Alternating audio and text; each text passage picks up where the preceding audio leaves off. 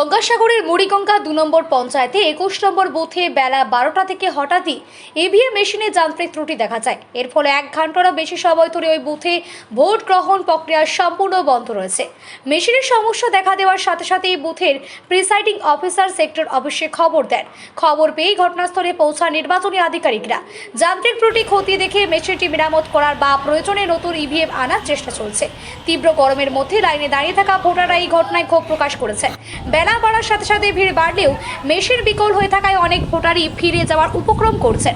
তবে প্রশাসনের পক্ষ থেকে জানানো হয়েছে দ্রুত সমস্যা মিটিয়ে পুনরায় ভোট গ্রহণ শুরু করা হবে। অতিরিক্ত সময় দিয়ে ভোটারদের ভোটাধিকার সুনিশ্চিত করা হবে বলেও আশ্বাস দেওয়া হয়েছে।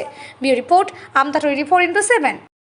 আমরা ভোট দিতে এসেছিলাম, বর্তমান ভোট কেন্দ্র বন্ধ আছে ইভিএমের অসুবিধার জন্য। পরপর মেশিন পাল্টাচ্ছে, কোনো কারণেই হচ্ছে না। এটা 22 নম্বর বুথ, কোম্পানি ছাড়।